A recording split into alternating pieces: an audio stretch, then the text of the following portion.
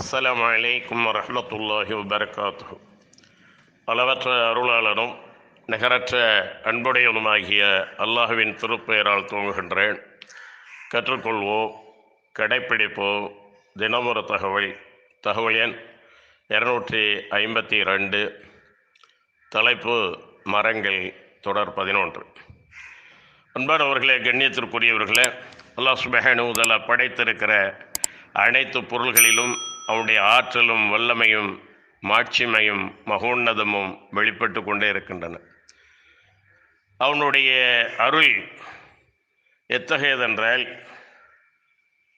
அல்லாஹ் சுப்ஹானஹு வ தஆலா திருமறை குர்ஆனிலே இவ்வாறு கூறுகின்றார்: வலவ் அன்னமா ஃபில் அர்லி மின் ஷஜரத்தின் அக்லாமும் வல் பஹ்ரு யமுத்துஹு மின் பஅதிஹி சபஅத்து அபஹுரின் மா நஃபிதத்து கலிமாத்துல்லாஹ் இன்னல்லாஹ அஸீஸுன் ஹக்கீம். மேலும் நிச்சயமாக இப்பூமியில் உள்ள மரங்கள் யாவும் எழுதுகோள்களாகவும் கடல் நீர் முழுவதும் அதனுடன் கூட மற்றும் 7 கடல்கள் அதிகமாக்கப்பட்டு மையாக இருந்த போதிலும் அல்லாஹுவின் புகழ் வார்த்தைகள் முடிவுற. நிச்சயமாக அல்லாஹ் மிகைத்தவன், ஞானமிக்கோன். 31வது அத்தியாயத்தின் 27வது வசனம். அன்பானவர்களே, கண்ணியத்திற்குரியவர்களே, அல்லாஹ் சுப்ஹானஹு வ தஆலா தேனீக்கு வஹி அறிவித்ததாக சொல்லுகிறார். இறை தூதர்களுக்கு எவ்வாறு வஹி அறிவிக்கப்பட்டதோ அதுபோல் தேனீக்கு தன்னுடைய செயல்பாட்டை அது எவ்வாறு செய்ய வேண்டும் என்ற உள்ளுணர்வை அல்லாஹ் ஏற்படுத்தியிருக்கின்றார். வஅவ்ஹா ரப்பிக இலன் நஹ்லி என்று ஆரம்பமாகும் இந்த வசனத்தில், இறைவன் தேனீக்கு அவனுடைய உள்ளுணர்வை அளித்தான். நீ மலைகளிலும் மரங்களிலும் உயர்ந்த கட்டடங்களிலும் கூடுகளை அமைத்துக்கொள் என்றும் கூறினார். 16வது அத்தியாயத்தின்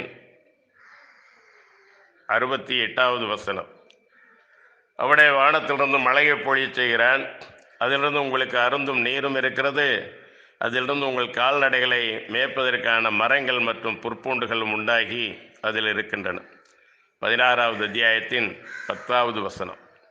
அன்பானவர்களே, கண்ணியத்திற்குரியவர்களே, அல்லாஹ் சுப்ஹானஹு வ தஆலா இன்னும் கூறுகின்றான், ஒரு சாரார் அல்லாஹுடைய போதனையை புறக்கணித்ததன் காரணமாக, ஆனால் அவர்கள் இப்போதனையை புறக்கணித்தார்கள். ஆகவே அல் அரீம் என்னும் பெரும் அணையை உடைக்கும் கடும் பிராபகத்தை அவர்கள் மீது அனுப்பினோம். இன்னும் சுவைமிக்க கனிகளை கொண்ட அவர்களுடைய மரங்களுடைய 2 தோப்புகளையும் கசப்பும் புளிப்பும் உள்ள பழங்களுடைய மரங்களும் சில இலந்தை மரங்களும் உடைய 2 தோட்டங்களாக மாற்றினோம். 34வது அத்தியாயத்தின் 16வது வசனத்திலே இவ்வாறு கூறுகிறார்: வஜஅல்னா ஃபீஹா ஜன்னாத்தின் மின் நஹீலின் வஅனாபின் வஃபஜ்ஜர்னா ஃபீஹா மினல் உயூன்.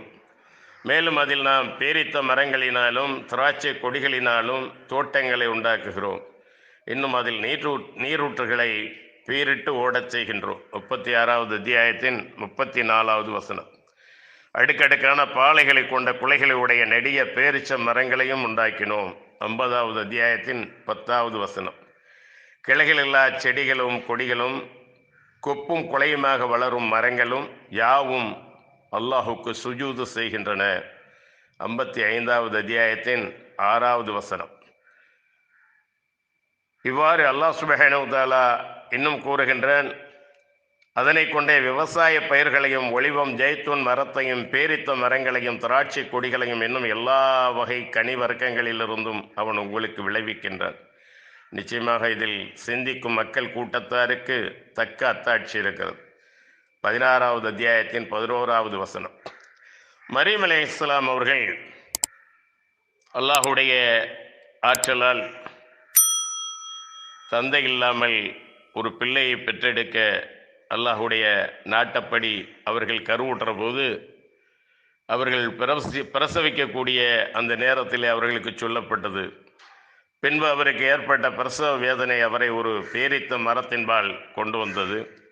இதற்கு முன்பே நான் இறந்து முற்றிலும் மறைக்கப்பட்டவளாகி இருக்கக்கூடாதா என்று கூறி அரற்றினார்.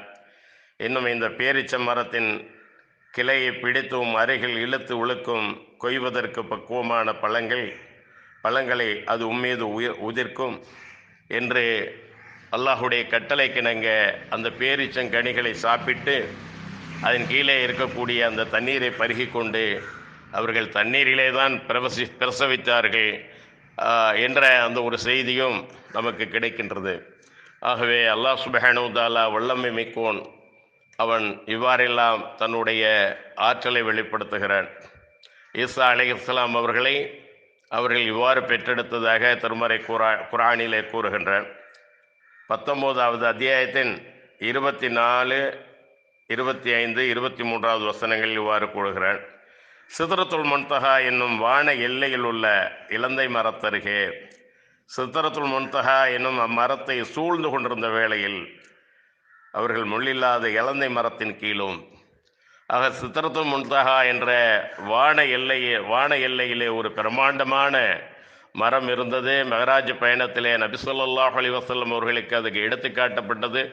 அதையும் தாண்டி திரைமறைவிலே உரையாடி 50 வக்து தொழுகையை 5 வக்து தொழுகையாக பெற்று அந்த 5 வக்து தொழுகைகளையும் எவர் பேணுதலாக தொழுகிறாரோ அவருக்கு 50 வக்து தொழுகையுடைய நன்மையை கொடுத்து விடுவேன் என்று அல்லாஹ் சொன்ன அந்த நிகழ்வுகள் எல்லாம் அங்கே தான் நடந்தது.